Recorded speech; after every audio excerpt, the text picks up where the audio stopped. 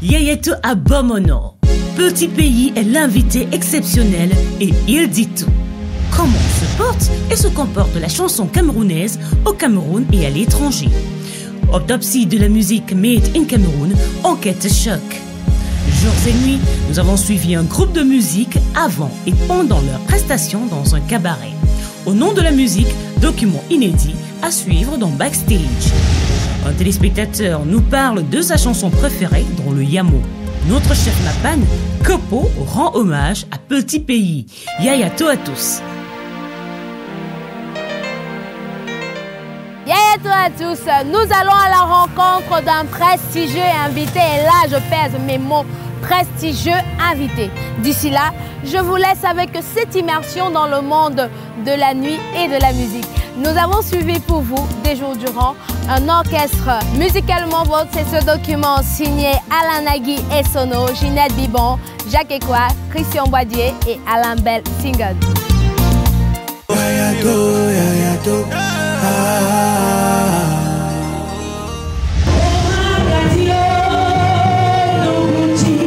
Une playlist diversifiée et angélique. Une clientèle déchaînée et emportée par la rythmique. Les auteurs de cette magie, les voici.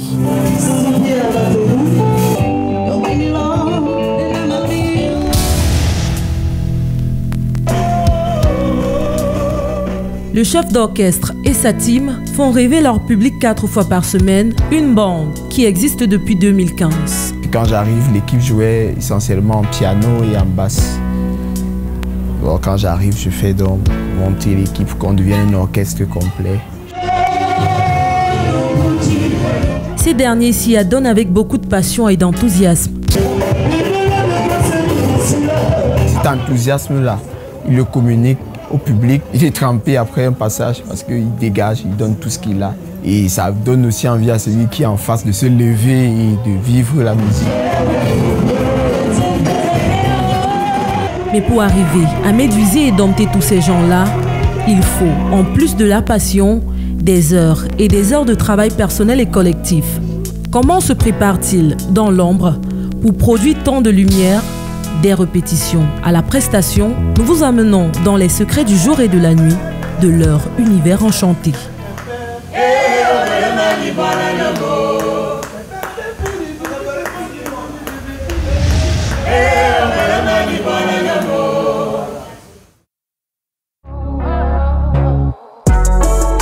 On est mardi, un jour de septembre 2020. Quartier Odja à Yaoundé, il est 12h. Mais pour Aïssi Eva, bienvenue, dit Aïssi Santé, ce n'est pas le moment de prendre un repas.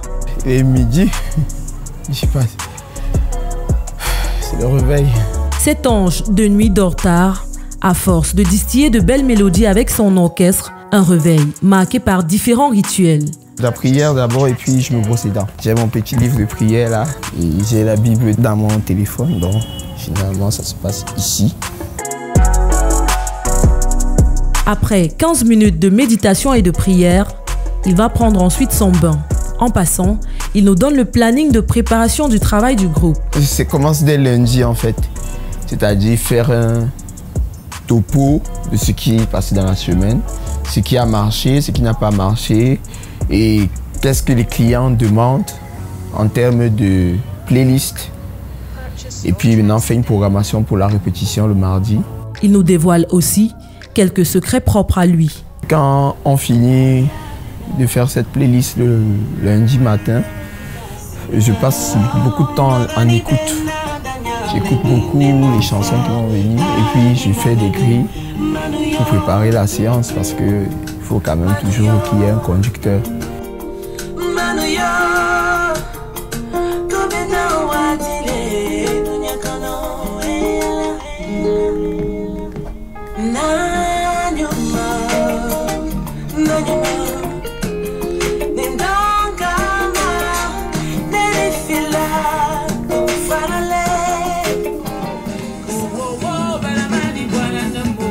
Ça, c'est une chanson que les clients ont réclamée. On l'a mise dans notre playlist pour qu'ils puissent la performer samedi. J'écoute. Pour rester en contact avec les chansons. Une séance d'écoute qui s'étend jusqu'à 15h45, heure de départ pour le cabaret.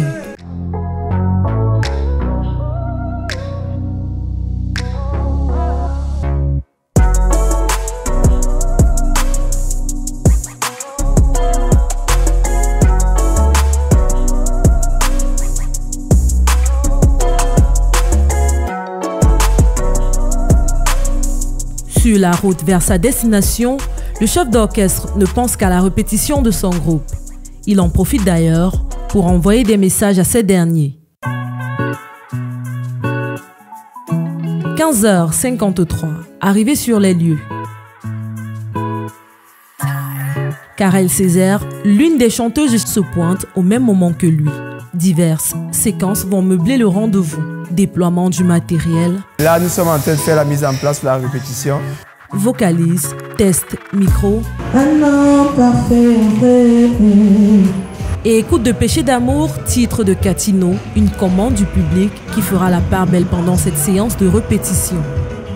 Aïssi Santé passe des appels, question de demander aux autres membres de se dépêcher. 16h35, arrivée de Steve, le batteur, suivi de Ghislain, l'un des chanteurs du groupe. Armel Kama, chanteur, les rejoint 5 minutes plus tard. Il débute la séance avec cet effectif. Il est 16h43.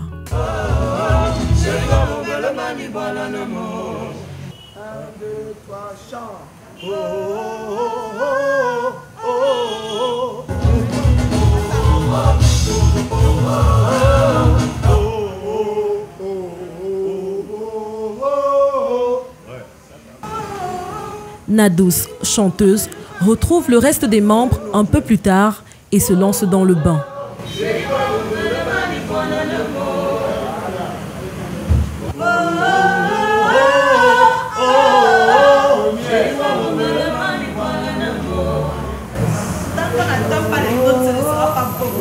Aïssi recadre les voix.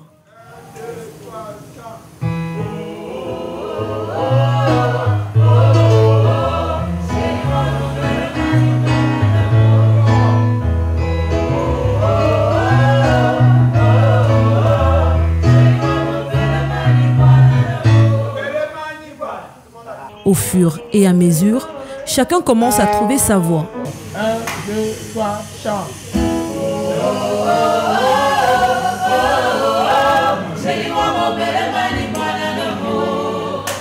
Avant la fin de la répétition, le batteur et le pianiste font des derniers accords.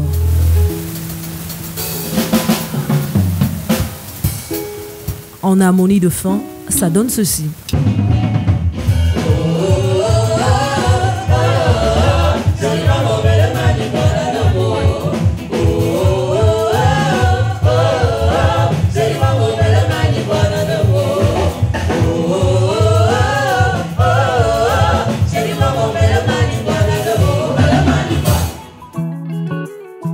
Fin de la séance, samedi et le week-end, ça va groover. Rendez-vous samedi. Prête pour aller au cabaret. Celle qui prépare aussi son premier album s'installe sur son piano. Une séance de travail interrompue par une fine pluie, sans toutefois interrompre la passion de l'artiste.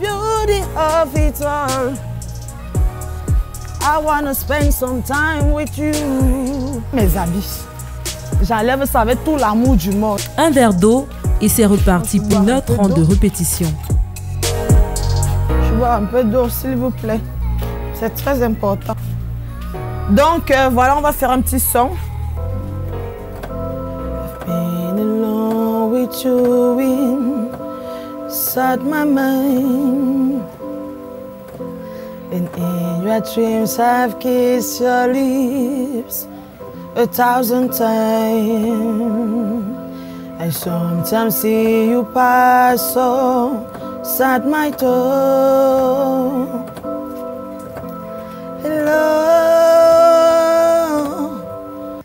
La séance se poursuit avec sa guitare, qu'elle appelle affectueusement Louloute. Ma Louloute, viens! Il y a des gens qui veulent te voir là dehors.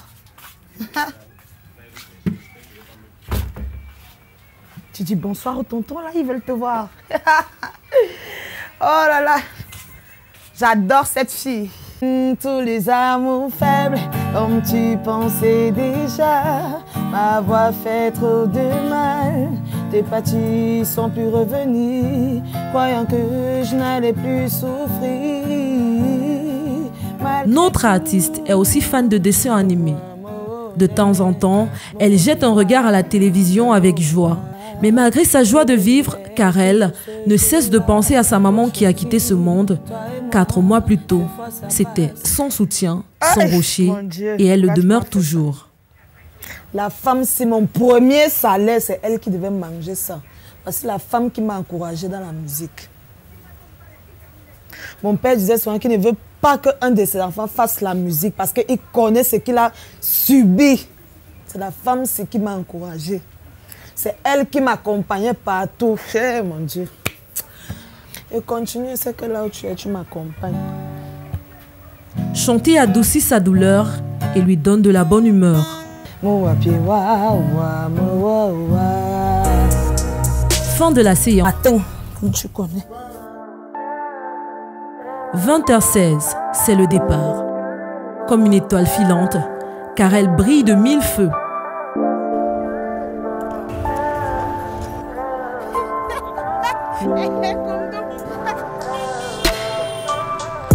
En chemin, elle chante. «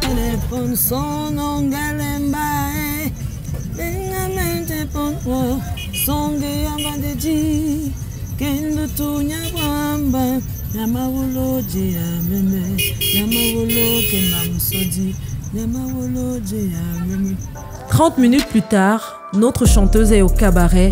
Son groupe vient d'achever la balance. Les retrouvailles sont bon enfant. La scène est prête.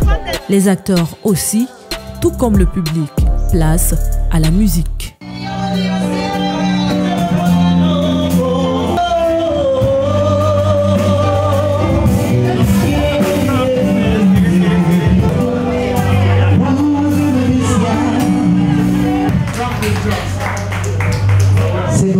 Les chanteurs s'enchaînent et se déchaînent sur la scène au travers d'une playlist diversifiée, fortement influencée par le Cameroun et l'Afrique, l'ancienne et la nouvelle génération.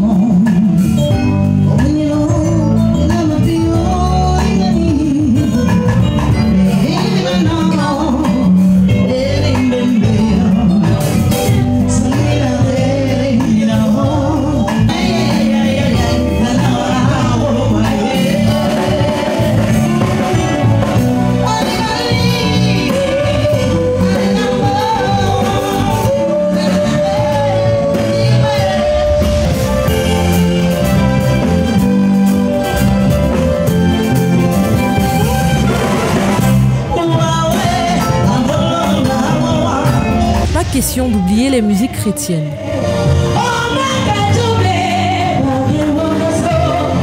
L'orchestre est en symbiose parfaite avec le public.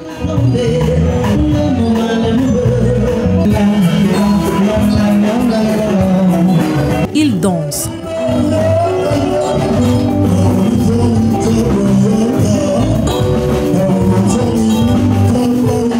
Et reprennent en chœur ces mélodies.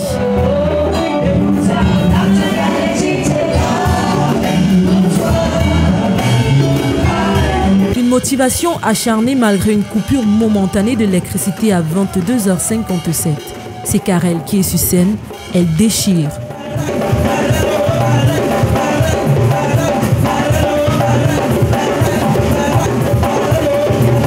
Des fans émerveillés qui arrosent leurs stars de multiples billets de francs CFA en Afrique. Cette forme de gratitude s'appelle le farotage.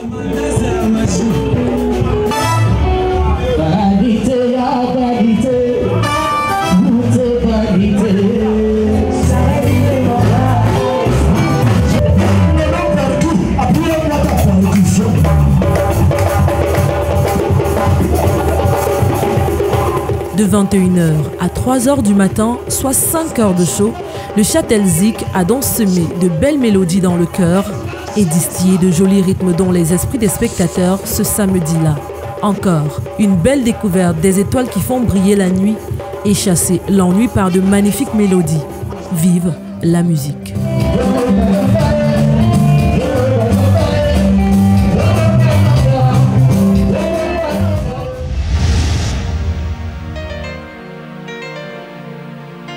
Bienvenue à Bomono, bienvenue au palais où nous sommes venus à la rencontre d'un grand, d'un monument, d'une légende, d'une icône. Mesdames et messieurs, c'est un grand moment de télévision. Le gobelet de Dieu, Petit Pays, est notre invité. Yayato, Petit Pays. Bonjour Yayato. Bonjour Marlène. Très heureux de te recevoir Orange. Merci, merci, c'est un plaisir pour moi d'être là. Petit Pays, c'est ceci.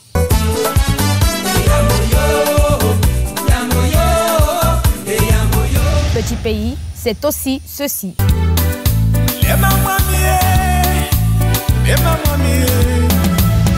Petit Pays, c'est encore ceci.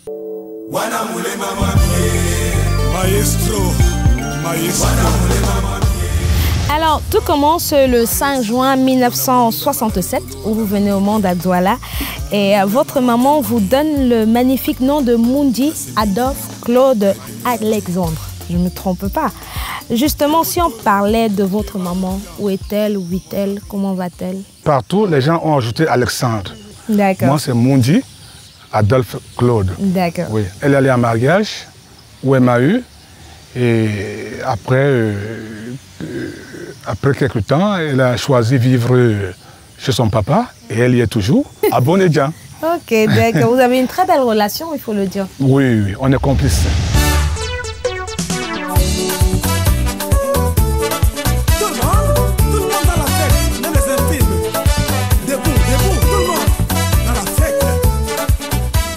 Et votre papa? Oui, alors pour le papa, c'est un peu complexe. Vous savez, l'on est sûr de sa maman, mais pas trop sûr de son papa. Maintenant, on m'a donné des papas et j'ai accepté tous ces papas. Et j'adore tous ces papas-là. Akari est venu à Douala et il est venu vendre les bœufs. Il a fini de vendre les bœufs. Il a dragué ma maman. Il a mené ma maman en Kaoundéré. Alors, issu d'une famille de 4 enfants, le lundi 21 août 2017, vous avez perdu votre petit frère. Ouais. On l'appelait la star d'Hollywood. Oui, c'est moi qui l'ai surnommé la star d'Hollywood. C'était mon jeune frère que j'aime beaucoup, parce que pour moi, il reste gravé dans mon cœur. Mais les circonstances de la vie n'ont pas voulu qu'il puisse continuer sa vie sur Terre. En un mot, il a été mangé. Comme chez nous en Afrique, on ne supporte pas des valeurs ou des enfants qui se battent. Donc, c'est dommage, quoi. Maria? Toujours marié du cœur avec Maria, mais au niveau des papiers, on s'est entendu qu'il fallait qu'on déchire ces papiers pour éviter des impôts et pour contourner certaines taxes et des impôts. Vous savez, ces pays de blancs, c'est des pays de consommation. Donc ils savent comment vous tenir. Donc on s'est entendu, mais dans le cœur, on reste toujours mariés. Elle s'appelait Marie et moi je l'appelais Maria. Mais cela ne m'empêche pas de me remarier. Ouais, ouais. Et je souhaite le faire avec une Africaine. Ok. Alors, si je trouve, hein. Si vous trouvez. Ouais, ouais. Combien d'enfants aujourd'hui? Quel âge ont-ils? Beaucoup d'enfants. Déjà avec Maria, on a eu 3. Et entre-temps, j'ai aussi eu quelques enfants aux États-Unis, voilà, au Gabon. Et tout. Je suis un roi, hein, et je pense même que je dois continuer encore. Encore, oui, oui. Donc j'ai beaucoup d'enfants. Et ma mère est en train de s'organiser comment tous les réunir pour leur donner un sens, oui, pour que tout se passe bien dans l'harmonie. On ne perd pas le temps à une femme qu'on aime. On l'épouse et on la chatouille. Mais moi, je pense que je dois encore faire d'enfants. C'est une richesse, c'est un avantage. C'est l'Occident qui est venu nous détourner en nous disant qu'on ne doit pas faire beaucoup d'enfants parce que d'une manière économique, c'est pas bon et tout, alors que naturellement, c'est très bien. C'est Dieu qui donne. Aujourd'hui, les nanas, les filles et tout, les sœurs ne veulent plus entendre parler de polygamie, alors que c'est quelque chose de bien. On a trouvé ça et on doit continuer dans ce sens. Voilà. D'accord. Dans nos médias, dans les lieux publics, bars, discothèques, dans les véhicules et les domiciles, on consomme plus la musique étrangère que la musique camerounaise. Qu'est-ce qui explique ce recul de la chanson camerounaise au Cameroun et à l'étranger? Réponse dans ce document inédit signé Jacques Ekwa, Christian Boadier et Alain Belsingon.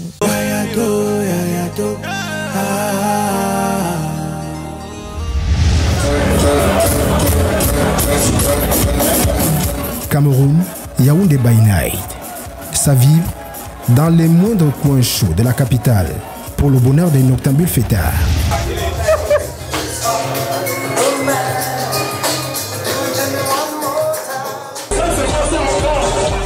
Très vite, un constat se dégage. La chanson camerounaise est moins écoutée chez elle au profit des musiques étrangères.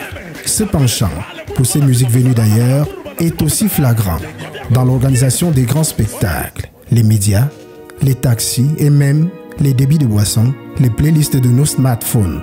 Aux racines du mal, il y a certainement la surexposition et la très grande porosité du Camerounais à l'offre extérieure. Côte d'Ivoire, c'est le zouglou qui est au top, tu vois. Tu écoutes le zouglou tu le manges à toutes les sauces, quoi. Si tu vas à Kinshasa, tu ne vas pas échapper à la rumba. Le Congo est extrêmement jaloux de sa culture. C'est-à-dire, à 90%, tout ce que j'entendais en route, c'était exclusivement de la musique congolaise. Et moi, ça m'a touchée. Et quand je suis rentrée, je me suis dit, pourquoi ça n'existe pas dans notre pays? Les quotas de sont respectés au Nigeria. Les seuls et rares artistes que j'ai écoutés là-bas, en boîte de nuit, c'était... Il y a effectivement eu une période faste de la chanson camerounaise. Déjà, 1979, Marthe Zambo et son disque d'or certifié en France avec toi. Mes parents savent que tu es toujours avec moi. 1981, la Camerouno-sénégalaise Janine Diaye décroche le prix RFI. 3 autres Camerounaises décrocheront ce prix dans la période que je viens de vous définir, à savoir Yolande Ambiana en 1988, Kokombassi et Salignolo au début des années 1990, toutes évidemment en chantant dans des langues camerounaises et sur des rythmes camerounais. 1983, pour revenir un tout petit peu en arrière, on a eu Moni Bilé et aussi Tapo Lambolam qui a décroché le Maracas d'or, et tout comme San Fantoma et African Typic Collection qui a littéralement inondé l'Afrique de l'Ouest, et nombre d'Ouest africains aujourd'hui s'en souviennent encore avec beaucoup d'émotion. Danser, danser, yeah. African Typic Collection. Pour le Bikoutsi, 1988 est une date sacrée avec cette tournée africaine, européenne et américaine des têtes brûlées, sanctionnée d'ailleurs par un magnifique documentaire de la française Claire Denis, Manneron.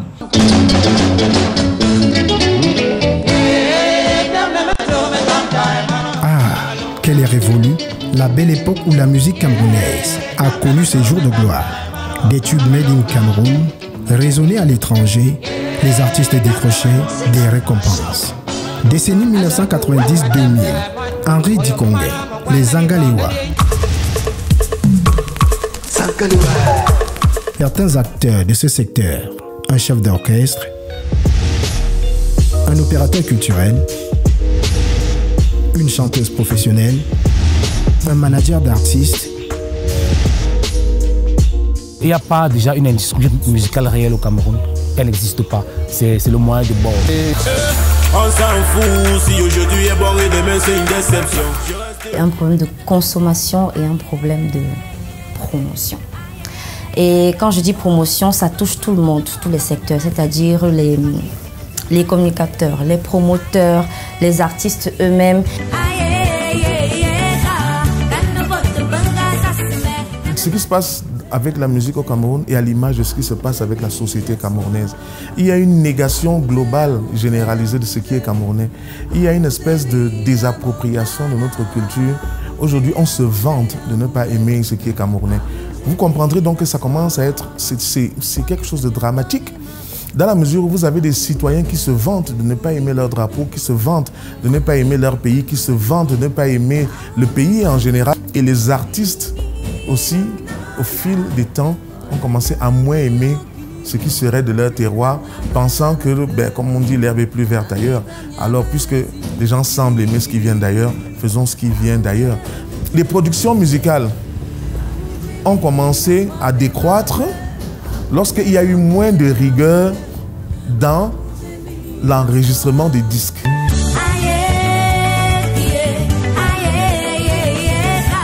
Si vous ne vous en tenez qu'à l'Afrique, Youssou N'Dour continue de vendre du mbalar. La Guinée est toujours accrochée au Yankadi. Sidiki Diabaté se veut encore l'apôtre de la Kora. Les artistes nigérians vouent un réel culte à Fela et à l'afrobeat. Au Congo, demandez à Fally Ipupa et à n'importe quel autre artiste de la scène populaire et ils vous parleront fondamentalement de la rumba congolaise. Les Sud-Africains vantent l'Umbakanga, qui est une religion chez eux. Et au Cameroun, vous avez toutes sortes de fusions, Makossa Love, Makossa Hip Hop ou je ne sais plus trop quoi, qui à la vérité sont des espèces d'échafaudages abjects ou de mise en scène monstrueuse de la culturation de notre peuple. Mais la surexposition et la porosité du Camerounais à l'offre extérieure tient peut-être également d'une inconsistance du cadre juridique et réglementaire. Et ici, les pouvoirs publics ont un rôle déterminant à jouer, l'application des quotas de diffusion. En résumé, la promotion de la musique dans un espace donné, c'est une affaire de tous. Mais dans les médias locaux, le constat est tout autre. Accusé à tort ou à raison de ne pas s'intéresser à l'offre locale, à sa juste valeur, au profit des œuvres étrangères, dans le service public, l'on se défend d'appliquer à la lettre la loi en la matière. Journaliste animateur au poste national de la CRTV depuis 2014, Joseph René Tsobni se défend.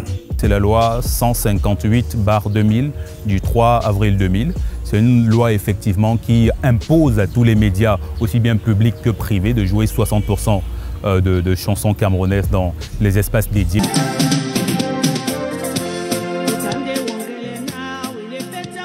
Bonjour à vous. Le groupe P-Square, en 2008, ils sont arrivés au Cameroun et je me souviens bien, ils l'ont dit, Camerounais, apprenez à faire la promotion de vos artistes. Davido, artiste nigérian qu'on ne présente plus, dernièrement, lors de son dernier passage au Cameroun, il l'a rappelé parce qu'il disait « Le seul artiste camerounais que je connais, c'est Stanley Eno ». Il l'a dit. Vous gagnerez, vous, journalistes, hommes de culture, hommes de médias camerounais, à faire la promotion de vos artistes. Il est un mélomane averti, lui.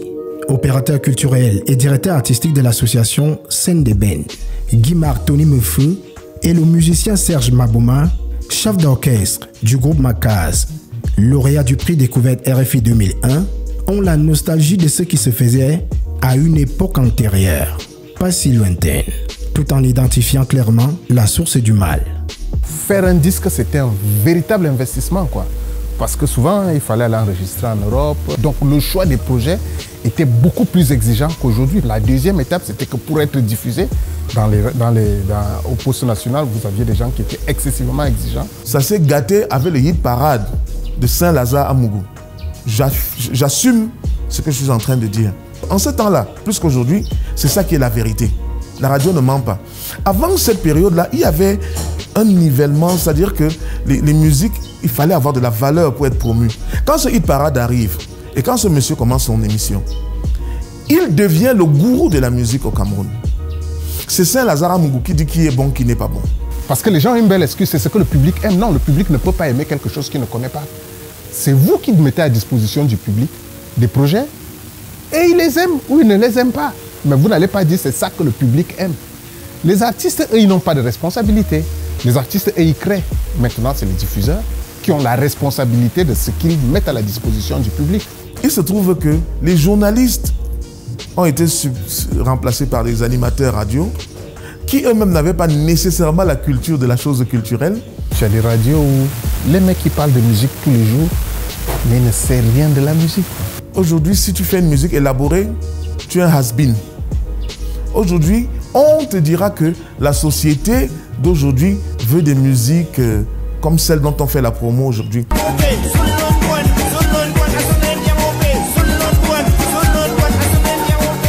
Voilà donc ce qui rend la musique camerounaise passive.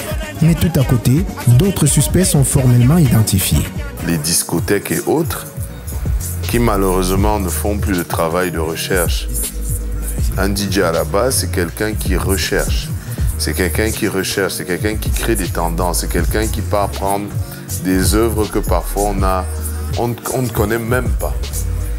Donc, vous avez ces diffuseurs-là qui, eux, par exemple, vous reproduisent la playlist de Trace, par exemple. Donc, du coup, pour ce type de diffuseur, si vous n'êtes pas diffusé sur Trace, c'est que vous n'existez pas. Problème avec la clientèle. Quand ils suivent Trace, et parfois ils me demandent pourquoi vous n'avez pas cette chanson, pourquoi, et je suis obligée de voir mon DJ pour dire bon, tu as vu Trace, il y a telle chanson qui est passée, il y a des clients qui réclament quoi. Donc c'est pour ça qu'on est obligé de mettre Trace de temps en temps pour être à la tendance. Autant ils nous traitent de paresseux, nous on ferait pareil. Hein. La musique aujourd'hui est un business. Je vais dire ceci, les artistes, soyez un peu plus créatifs. Toutes les chansons se ressemblent. Ça veut dire que, à la base, les personnes qui devaient nous faire, nous transporter, nous amener dans un autre univers musical, se retrouvent tous à faire la même chose. Excusez-moi, c'est des conneries. Assumez votre médiocrité. Ça commence par la responsabilité des médias locaux. Faut pas fatiguer les gens. Il y a une étude espagnole qui vient de partir du Cameroun. Au Cameroun, on diffuse 90% de musique étrangère. J'ai l'impression qu'ils ont le même arrangeur, c'est la même musique qui passe, c'est la même chorégraphie qui passe. Et je suis un peu gêné en tant que musicien. Il y a des talents au Cameroun, il y a des grands musiciens au Cameroun. C'est dans les années 80 que Sony Music et la colombienne Shakira, entre plusieurs options qui se présentaient certainement à eux, vont chercher la chanson la plus à même, selon eux, de représenter l'Afrique et de constituer l'hymne de la première Coupe du Monde de football en Afrique.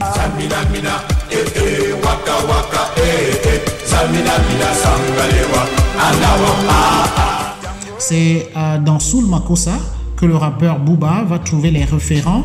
On peut également se moquer de l'artiste ivoirien Baby Philippe, qui va trouver une chanson qui est beaucoup plus âgée que lui-même, Essingan, et sur laquelle il va bâtir Mama Loco. Le show a commencé, on ne peut pas s'arrêter. Il faut remarquer qu'à chaque fois, les artistes d'ailleurs vont puiser dans l'originalité musicale que le Cameroun présentait précisément entre les années 70 et les années 80. Moi, je suis passé par le Nigeria dans ma carrière. Tous les bassistes là-bas étaient des Camerounais. Tous les batteurs étaient des Camerounais. Jusqu'à aujourd'hui, c'est les Camerounais qui font le beau temps. Il est difficile d'écouter des chansons de Sting, de Seal, de Prince, sans avoir en arrière-plan le batteur et occasionnellement chanteur Félix Abaleko. Lorsque vous écoutez Garo, Céline Dion, très souvent vous avez Georges Seba et Marie-Lou Seba dans les chœurs, notamment sur la fameuse chanson Sous le vent. Quand vous écoutez Lokwa Kanza de Wapio jusqu'à Famille, il y a Valérie Belinga qui est également dans les chœurs. On peut rappeler à l'envi que Christian Obam et Alain Oyono assurent aujourd'hui une bonne garde auprès de Youssou N'Dour, ou que Sandran Kake s'est fendu d'une collaboration absolument lumineuse avec Grand Corps Malade. Donc oui, ces artistes-là sont extrêmement présents. Le public camerounais s'est détourné de sa propre musique, même si aujourd'hui, la jeune génération semble bien structurée.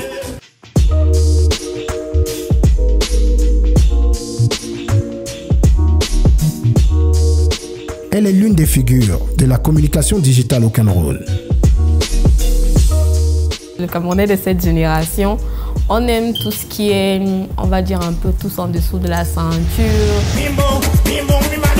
Aujourd'hui, rares sont des artistes qui fonctionnent en équipe. Il y a quand même, On a le cas par exemple avec Stanley No, on a avec Loco, on a des artistes comme toute la team de Salaciel et autres. Vraiment, c'est toute une équipe. Ça veut dire qu'il y a un communicateur, un directeur artistique, celui qui s'occupe. Vraiment, chacun en fait est à son poste et chacun fait l'effort de gérer son couloir de la plus belle des manières pour exporter l'artiste d'une certaine manière. Parce que ce qu'il faut qu'on se dise aussi, c'est que les artistes à un certain moment chantent, mais ont oublié le côté brand. Jean-Greg Bologo qui font des spectacles. Moi, j'en ai vu quelques-uns sur Internet. C'est magnifique. Il n'y a que des blancs. Mais vous êtes, comment ils font pour arriver là-bas?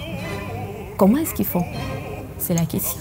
Parce qu'ils ont une cible, ils ont travaillé la stratégie qui va avec ça pour pouvoir toucher le public escompté.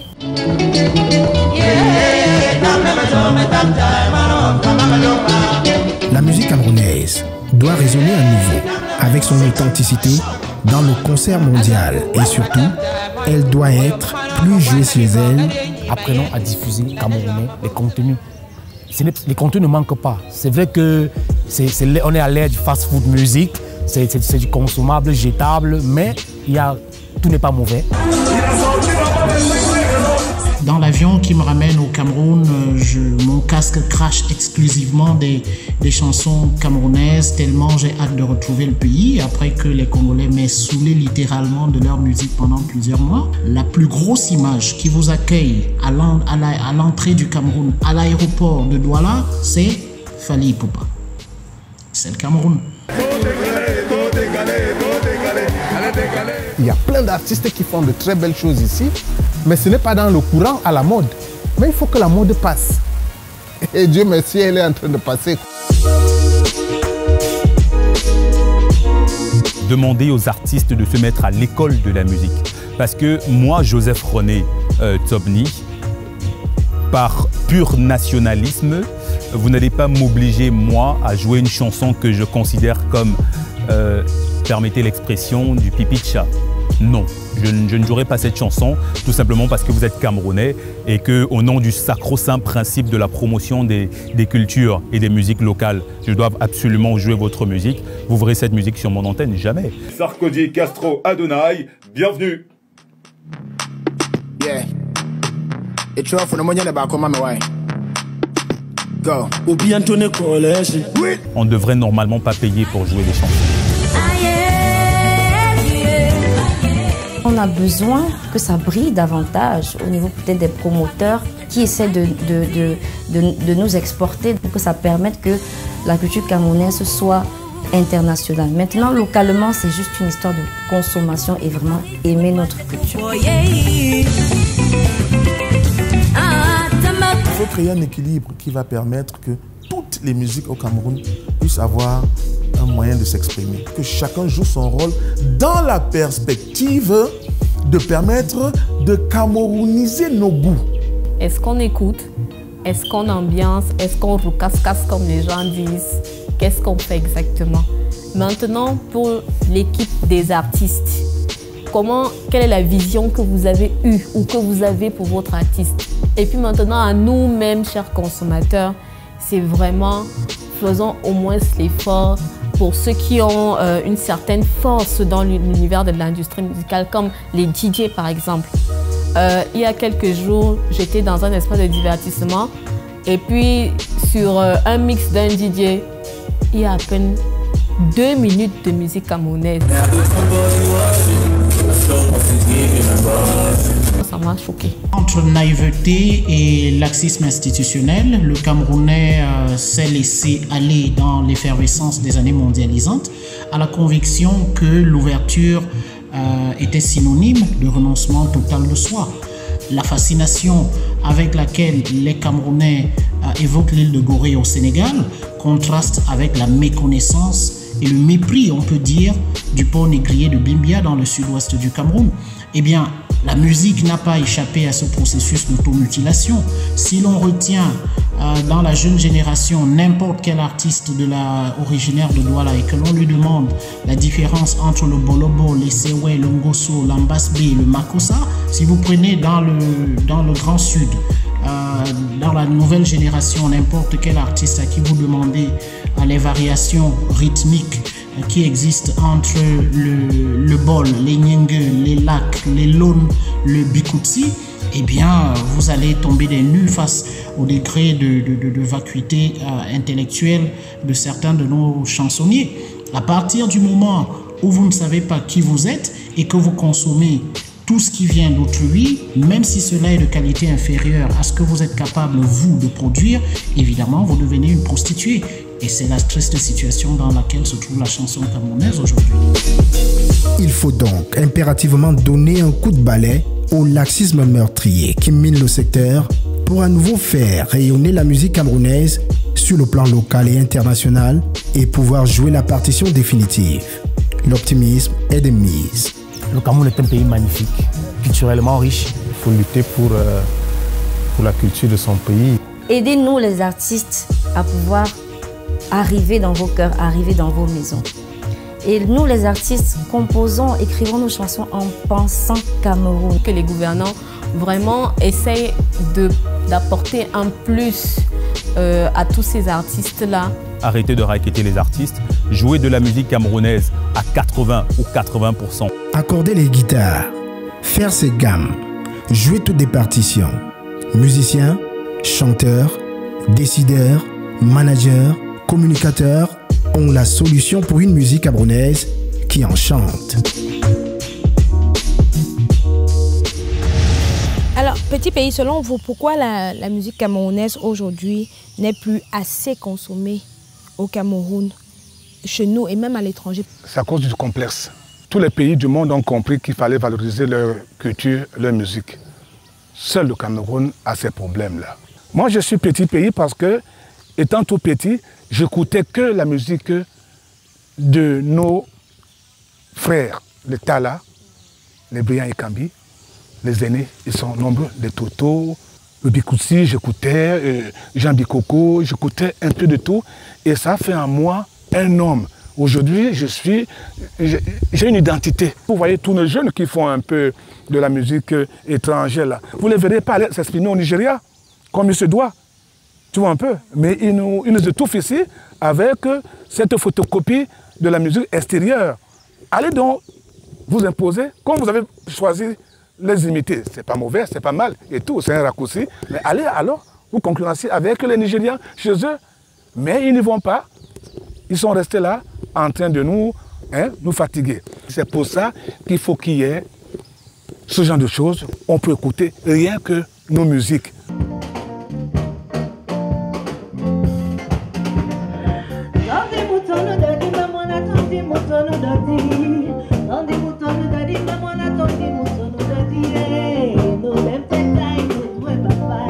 Alors si on revenait un peu sur vous pour revenir dans votre enfance, où avez-vous fait l'école maternelle? À quoi? À Bonedjan, chez ma mère là-bas, l'école c'était Bête Bonamouti. Je me rappelle des enseignants, Madame Massoma, Monsieur Epalais, tout petit et tout. J'étais très turbulent. Ensuite, je suis allé au CPFO, le collège technique du feu, notre feu multimilliardaire Sopopriso. Il avait créé un collège pour aider les jeunes. Et de là, bon, je suis allé jusqu'à 2e, 3e année et tout. Je ne savais pas ce que je faisais d'ailleurs et tout. J'ai compris que ce n'était pas mon truc et tout. C'est les bains haricots chez Mamie Dada. Quand tout le monde est venu puiser de l'eau dans la soirée, on s'assied d'abord là pour faire des commentaires. Et les parents sont venus récupérer que mais pourquoi vous mettez long, ne serait-ce que puiser de l'eau. Bon, Petit Pays, n'est-ce pas, comme il était déjà docile et humble dans sa vie, il a pris rapidement le soir et dit que non, voilà déjà les parents ont déjà besoin de nous là. Vous aurez pu être footballeur aussi? Oui. On vous avait même surnommé Petit Roger Mila. Si oui. Normalement, je venais après Roger Mila. D'accord. Ouais. Après Roger Mila, ça allait être moi. On ne parlait plus de personne d'autre. Mais bon, arrivé à Paris, mes oncles, ils n'ont pas fait le boulot comme il se doit. Et aujourd'hui, bon, je me dis que c'était un mal nécessaire. Aujourd'hui, si j'allais jouer, je ne serais pas là où je suis aujourd'hui, quoi. Oui. Je suis en retraite et pauvre.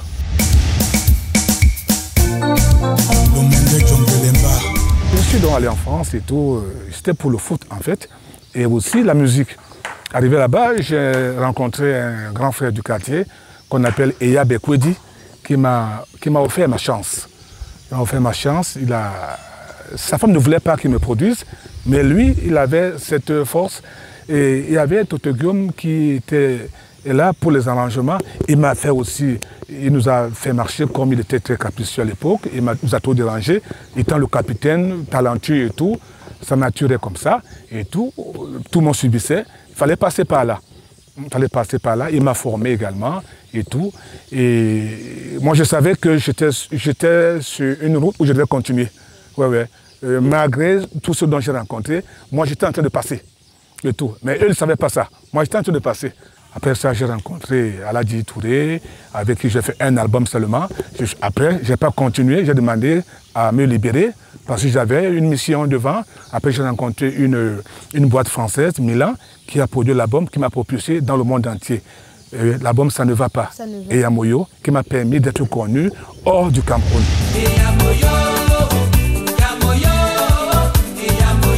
Votre nom, Petit Pays, vient d'où? Ça vient de mon père. D'accord. Celui dont on m'a montré. Mundi. Mundi veut dire en Douala, pays. Ok. Alors moi, le petit du grand Mundi, Petit Pays. C'est un nom qu'on m'a donné depuis la naissance. Je n'ai pas adopté ça comme certains prennent de sobriquet parce qu'ils font un métier, quoi. Et tout.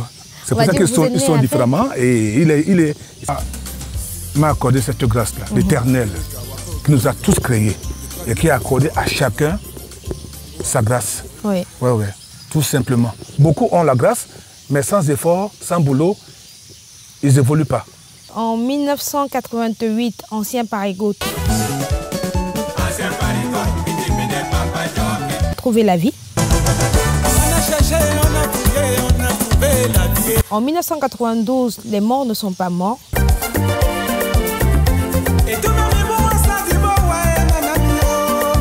En 1993, Avant-goût. 1994. Donc c'est.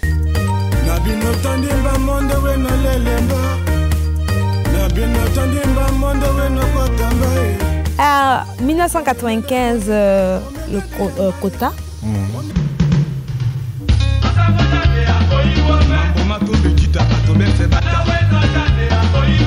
Avec les sans-visa. Alors, arrêtons-nous un peu sur les sans-visa.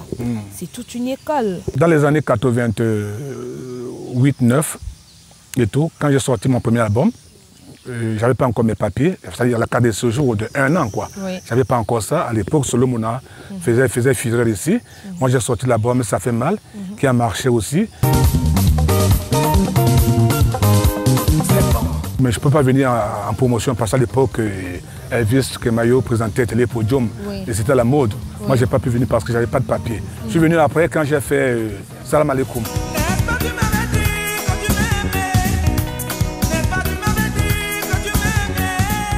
J'ai constaté qu'il n'y avait pas de groupe au Cameroun. C'était des groupes d'amis, les Black Steel et tout. Moi, je trouve que si tu veux gagner de l'argent avec la musique, fais un groupe. Il faut créer un groupe comme tout le monde, comme le Papa Wemba à l'époque, Koffi Olomide. Tu viens en Afrique, tu montes faire des tournées, et puis, effectivement, il trouve l'idée bonne. Il y avait un jeune au quartier qui était au collège Liberman, un collège très référencé. C'est pas qui veut qui y allait à l'époque, qui y entrait. Il s'appelle Sylvain Gondi. Je l'ai fait appel et je lui ai soumis ce projet et directement il a adhéré. Et voilà, je lui ai dit, bon, moi je repars à Paris et essaie de voir derrière comment tu peux t'organiser. Et directement, il a réuni pas mal de jeunes, les Marcel Soso, les Henri Dina. Sylvain Gondi, qui était un camarade de classe, c'est lui qui était chargé de monter le groupe, parce qu'à l'époque, Petit Pays et lui étaient, je crois, plus ou moins voisins. Et c'est lui qui avait la charge de former le groupe. Maintenant, avec les concerts scolaires, Sylvain a pu trouver au sein des camarades de classe avec qui il travaillait lors des concerts scolaires pour monter les sans-visa. Ndora et tout, à la salle de fête d'Aqua, où j'étais censé uniquement interpréter ces chansons. Il s'est donc déporté un soir lui-même pour venir vivre ça en direct. Pendant que j'étais sur scène, quelqu'un me ramène sa carte de visite, il me le tend, il dit c'est Petit Pays qui m'envoie. J'ai dit ah, le tubo d'Afrique, le vrai Petit Pays. Il me dit oui. Il est où? Il me dit il est à côté là. Et lorsque je termine mon show, je vais vers lui, il me dit, tiens, à partir de maintenant, tu peux me retrouver dans mon palais à Marquepé pour rentrer dans le groupe des 100 visas. Et voilà, c'était ça la première équipe. Il fallait les gens pour garder la maison. Oui. Il y avait Njora et Sami Deko qui surveillaient la maison parce que moi j'étais encore avec Maria en Europe avec une vie, je veux dire, une belle vie de blancs, avec des fromages, du bon vin et tout ça et tout. Donc je vais de temps en temps ici, comme ça, mais la maison était surveillée par des petits Dunguru. C'était Sami Deko et Njora qui étaient là, qui s'occupaient de moi. Très bien. J'ai vu des jeunes qui n'avaient pas de route, ne savaient pas où aller. J'ai dit, mais pourquoi ne pas leur permettre de sautiller? C'est en apprenant à sauter, qu'ils ont pris le goût à tenir aussi les micros.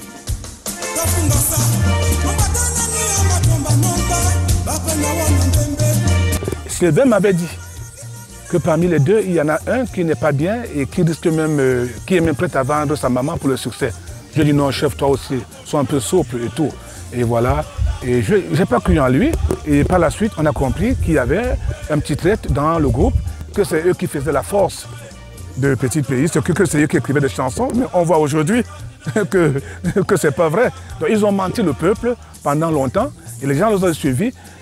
Moi, j'ai seulement demandé à Dieu que si ce ciel qui était bleu à l'époque est le même aujourd'hui, permet que la vérité sorte.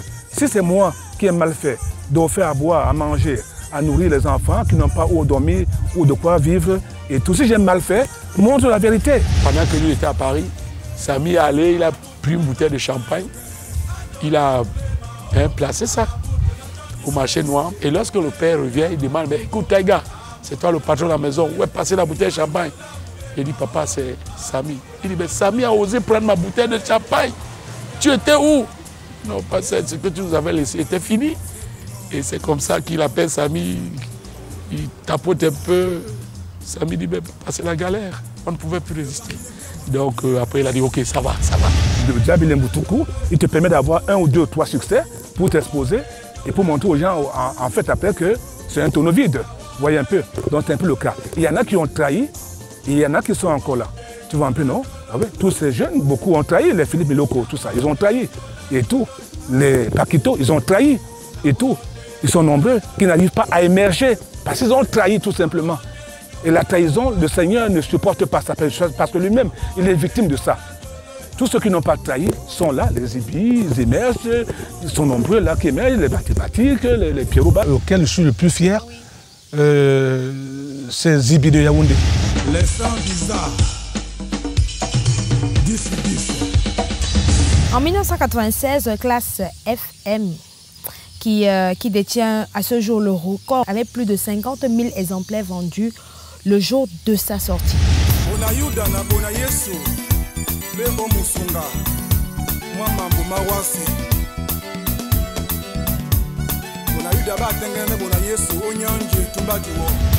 Sur cette pochette, on voit, vous êtes nu.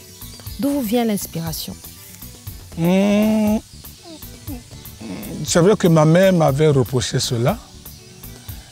Mais quand je lui ai envoyé des chocolats, des gâteaux, des bonbons, elle s'est tue. J'ai surpris le photographe dans la salle. D'ailleurs, c'était une dame. Elle a dit « Oh là là, oh là là, oh là là là là !» J'ai dit « Mais madame, écoutez, faites votre travail, on vous paye, laissez-moi faire ce que je fais et tout. » Et elle, elle a disparu de la salle de photos. Donc c'est un peu ça. Donc je vais rentrer dans l'histoire et j'ai réussi mon histoire. Pour lui, c'est une façon d'attirer l'attention sur sa personne. Et je pense que ça a bien marché. Mais dans sa vie quotidienne, il n'est pas comme ça. C'est quelqu'un de très sérieux, un éducateur qui rapproche les gens. C'est un message qu'il passait. Waouh. Waouh, waouh. Est-ce que si il fallait le refaire, vous alliez le refaire? Je suis un peu embarrassé parce que le fait que maman a accepté les chocolats et après s'est arrêtée, alors qu'au départ elle a dit non, bon, après avoir consommé ces chocolats, elle m'a dit bon voilà, j'ai consommé mais ne refais plus ce que tu as fait. Donc je pense que non, aujourd'hui non. Soso Waka. Soso Solfa. Alors, à chaque émission de Yayato, un téléspectateur est tiré au sort pour nous parler de sa chanson préférée. Wow. Voici le Yamo.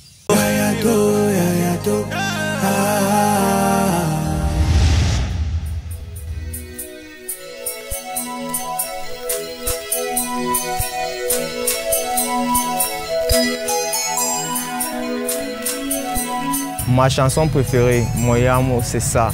Oh, non, non, non, non. Général. H, le goût de ça. Mais pourquoi la vie était si compliquée?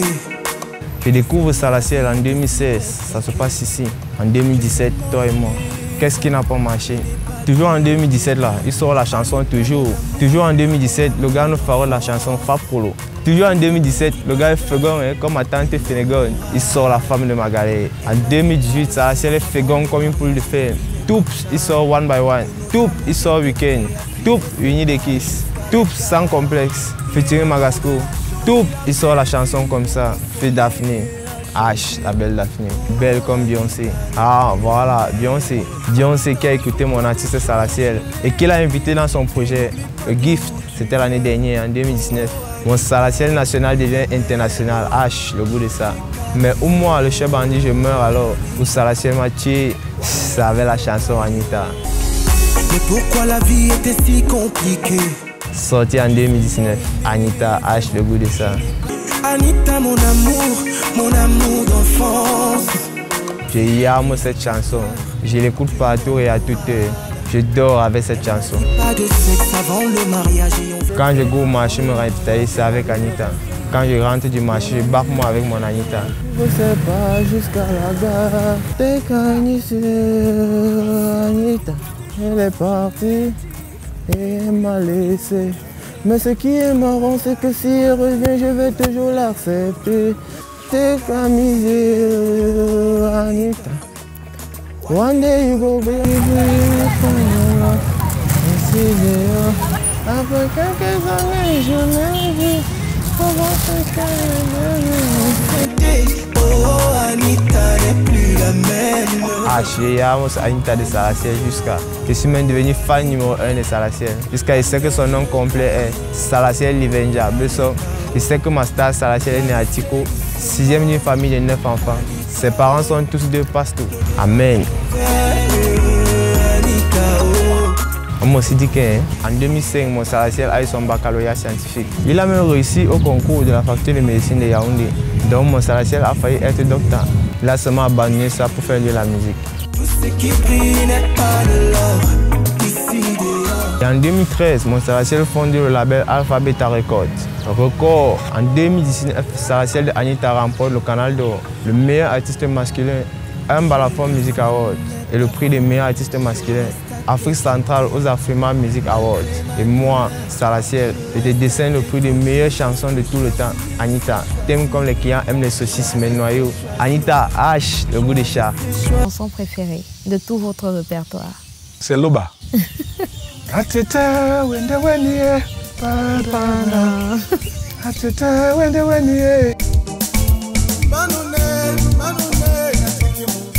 1997, vous sortez Évangile chapitre 1.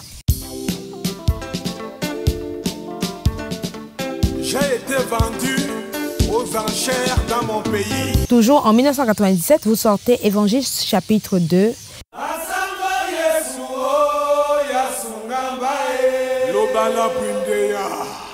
En 1997, surprise, une autre dimension de moi. Petit pays, comment fait-on pour être aussi prolifique? C'est la chance, c'est la chance. C'est comme si je savais que Corona devait arriver. C'est raison pour laquelle il fallait produire vite beaucoup d'albums pour pouvoir jouir des droits d'auteur à l'extérieur. C'est vrai que je vis maintenant de la chasse et de la cueillette. Voilà. Mais le fait d'avoir fait beaucoup d'albums m'a quand même épargné de certaines difficultés. 1998, Leçon d'amour. Je ne veux pas la politique. 1999, Essoua.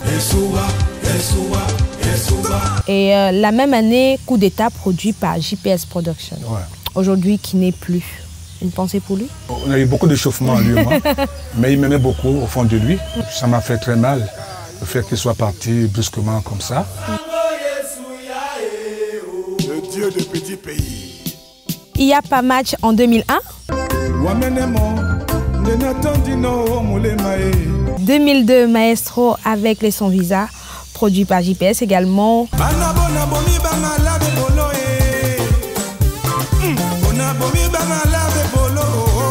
La même année, L'amour dans l'avion, produit par Omega Production. 2003, Ennemi public avec les Sans Visa.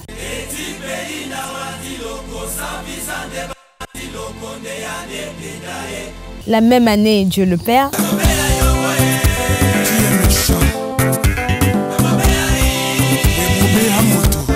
2004, Embouteillage avec les Sans Visa. Un très bel album produit par Omega Production. Merci. J'ai aimé particulièrement. Monaco, produit par la LTM Prod.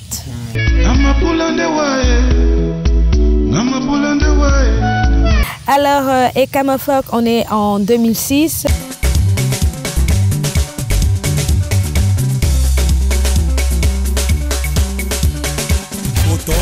Frotombo 2007.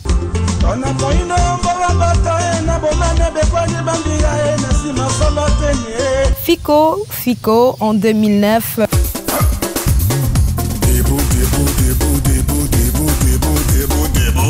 En 2010, God Go Pay.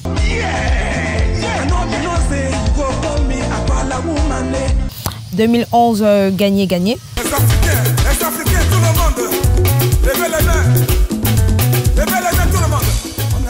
Il avait une telle aura que pour l'approcher, il fallait vraiment avoir quelque chose à lui dire. Il fallait savoir pourquoi tu veux l'approcher. Et une fois tout projet découvert quelqu'un d'hyper sympathique, de tellement simple, humble, le contraire de tout ce qu'on pouvait imaginer avant. 2013, Papa est sorti. On est en 2000. Il y a eu Classe supérieure, La peur dans la cité, Renaissance, Hala Longo. Voilà. Voilà Longo. Voilà, qui est sorti en 2019. Ouais. Il y a eu cet accident. Ouais. Il y a cet accident le 27 septembre 2018. C'est mon village qui voulait me manger. Et comme la dernière décision vient du créateur, je sortais du sport. J'aime beaucoup le foot. J'étais avec mes gardes du corps, ma sécurité.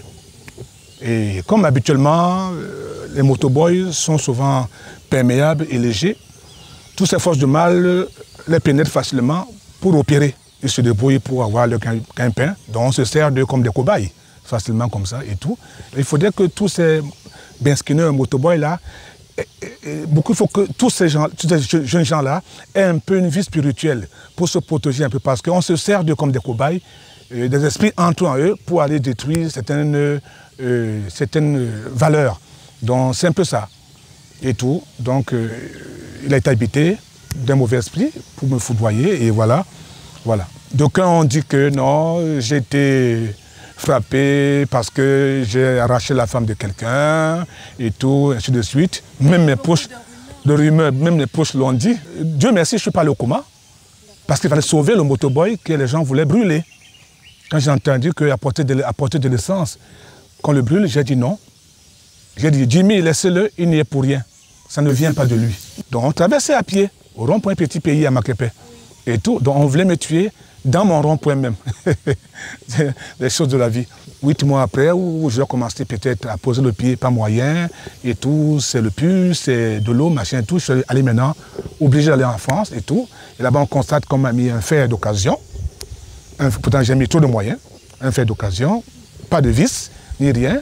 Et autant de choses qu'on a laissées et tout. Donc, on ne sort pas de cette situation si tu n'es pas en alliance avec Dieu. Là, je parle dans une chaîne internationale, une autre chaîne à nous, que c'est comme ça s'est passé. Même les chirurgiens étaient complices et tout. Donc, et ça continue, ça continue. Beaucoup de prêtres exorcistes m'ont assisté et ils continuent à m'assister. Et aujourd'hui, la convalescence, aujourd'hui, s'accompagne bien. Avec la force de Dieu, aujourd'hui, je réussis à manger et à boire. J'ai fait 2-3 mois sans manger. Je mangeais que de yaourt, un peu de... Ceux qui m'ont vu, j'étais... et tout. Mais Dieu est en train de montrer ses miracles à travers moi. Sans compter les empoisonnements. Les empoisonnements qu'il y a eu autant, plein. Sans compter les femmes qui m'ont charmé. J'ai paniqué parce que je me suis dit, si nous perdons cet homme-là, ça va être très dur, ça va être très difficile. Et je me suis rendu à Beaumonon, après qu'il soit sorti d'hôpital. Il m'a expliqué ce qui s'est passé. C'était très difficile. Le motoman est en passe d'être lynché par ces personnes qui sont arrivées rapidement. Et le Turbo d'Afrique a juste eu le temps de dire non, il ne faut pas le lyncher, ce n'est pas de sa faute, c'est un accident. Ça a été vraiment un coup de massue sur nos têtes. Mais Dieu merci, bon, avec la grâce de Dieu, il est en train de se remettre. Malgré le fait qu'il ait eu cet accident, on a encouragé Petit Pays à jouer. Donc son premier spectacle qu'il a fait au stade de Misport pendant la Coupe du Cameroun, j'étais là, j'étais avec lui. C'est moi qui l'ai accompagné au stade. Tout simplement parce qu'il fallait le motiver. Malgré la douleur qu'il éprouvait, il a tout fait pour jouer ce spectacle et il l'a fait. Et tout le public était au rendez-vous et tout le monde était content. L'accident s'est passé un vendredi, je me rappelle encore très bien. Jeudi, toute la journée, j'étais à Yaoundé avec lui, où il est venu rendre visite à ses amis, les ministres, que je ne peux pas citer les noms ici. La même soirée, il est reparti autour de 21h30 avec le dernier vol. Mais subitement, vendredi, qui était le lendemain, vers 17h30, on m'appelle pour me dire, bon voilà, Petit Pays vient d'avoir un accident et c'est très grave. Je dis, mais comment ça? Est-ce qu'il vit encore? Est-ce qu'il a encore un souffle? Est-ce qu'il bavarde? On me dit que c'est quand même grave. J'ai dit, bon, je suis resté là vraiment... Ça nous a vraiment... Oh là là. Je juste lui souhaiter de bien revenir sur sa forme physique, parce que ça a été quelqu'un de très physique, quelqu'un qui était très sain de corps, parce qu'il avait une santé assez bonne, parce qu'il s'entretenait. C'est quelqu'un qui a toujours fait du sport, il n'a jamais bu une goutte d'alcool, ni fumé une cigarette. Alors, votre petit frère Kopo est dans cette émission. Ah, et dans cette émission, c'est le chef Mapan.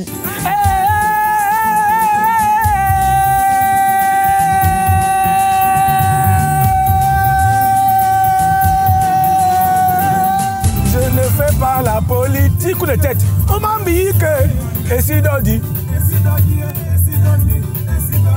Chubo! Le Chubo, c'est le modèle. Tous mes encouragements, mon grand frère Petit Pays, qui passe des moments difficiles, mais je crois qu'il se remet au fur et à mesure. Grand frère, tu nous as donné la force d'y croire. C'est grâce à toi que nous aussi, on a rêvé chanter un jour, passer à la télé et conduire la voiture. Ndinga George! Bamenda Boy! Il avait toujours des noms. Poupée Didier, la star d'Hollywood, Dinga George, Alain Joker, toujours des noms des personnes qu'on ne connaissait pas, mais qui étaient là devenus des stars pour nous. Parce que c'était les noms que Petit Pays citait. Et quand Petit Pays te citait, tu devenais important. Tu draguais une petite, elle acceptait seulement. Vous avez une chanson avec Kopo? Oui, on doit même faire sa promo. Et puis Rabi, Jiwanda, qu'est-ce qui t'habite? Ces bisgots bizarres de 100 caleçons, élégance tropicale sans caleçon. Il fallait chou les testos, n'est-ce pas? Yeah. Alors, vous avez plus de 4 disques d'or et plusieurs reconnaissances internationales. Ouais. Vous, au Cameroun, le 20 mai 2005, vous êtes fait chevalier de l'ordre et de la valeur. En 2015, officier de l'ordre national du mérite. De toute façon, pour moi, c'est le Camerounais le plus populaire. Moi, je suis arrivé une fois au Cameroun, il m'a amené, on a fait le tour de Douala dans la nuit. Ça jouait du Petit Pays dans toute la ville. Je n'oublierai jamais ce méga concert au stade de la Réunification. Lorsqu'on a demandé à certains aînés de la musique de passer avant Petit Pays, je ne vais pas citer ces aînés, ils ont prétendu que Petit Pays était un enfant, qu'ils ne peuvent pas passer avant Petit Pays, ils doivent passer après Petit Pays, que Petit Pays doit jouer avant eux parce qu'ils sont aînés. J'ai conseillé à ces aînés que ce n'était pas une question de droit d'honneur, c'est une question d'aura. Et c'est une question de méritocratie qui mérite maintenant de clôturer ce spectacle. Ce n'est pas qui est plus âgé que qui. Alors, il y a un des aînés qui a quand même accepté avec beaucoup de retard. Il est monté sur scène. Malheureusement pour lui, il est sur scène au moment où Petit Pays est en train d'arriver. Quand Petit Pays entre au stade, le grand frère était sur scène. Il a entendu des cris. Il a cru que c'est pas de danse qui faisait crier la foule. Il a encore augmenté le pas de danse Mais il s'est rendu compte que les cris allaient plutôt vers l'entrée du stade. Ça n'avait rien à voir. Et quand il revient, il retourne la tête sur scène, il constate que ceux qui sont devant la scène sont plutôt en train de demander de descendre. On dit descends, descends. Et très énervé en lui demandant de quitter la scène, il ne comprend pas ce qui se passe. Il demande au médecin de baisser, il dit, vous voulez encore? On dit non, ça suffit. Alors, le temps de dire, mais qu'est-ce qui se passe? La scène était déjà envahie par des jeunes qui portaient ces musiciens pour descendre la scène. Or, lui-même, il quitte la scène de façon brusque, sans savoir par où partir. Il s'est même trompé de chemin. Parce que les fans, les enfants étaient déchaînés. Tout le stade était déchaîné. On voulait Petit Pays. Il y a un aîné qui était dans les coulisses. Il attendait son tour à chanter après Petit Pays. Il n'est jamais monté sur scène. Je pense que quelque part, c'est un vrai génie, ce mec. On a tout dit, mais il est comme ça. Il est venu il est entré au stade sur le capot de sa voiture. Il était au-dessus, il saluait le public. Il a fait un tour de stade avant de monter sur scène. En 2009, vous êtes président du Caïman Club Douala, que vous faites remonter en première division. Ouais. Je suis le nouveau président du Caïman Club de Douala.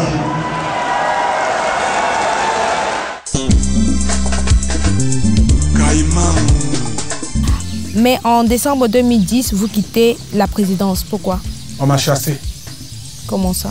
On m'a chassé dans Caïman. Raison pour laquelle on voulait me faire revenir. Et j'ai demandé, j'ai posé la condition que si vous voulez que je revienne, faites-moi venir comme vous m'avez chassé d'une manière officielle. Je pense que je peux prendre le Léopard, je peux prendre même l'Oriste et tout. Oui, parce qu'il est anormal qu'il n'y ait aucune équipe du canton Sawa en première division. Ça me gêne beaucoup. Mais maintenant,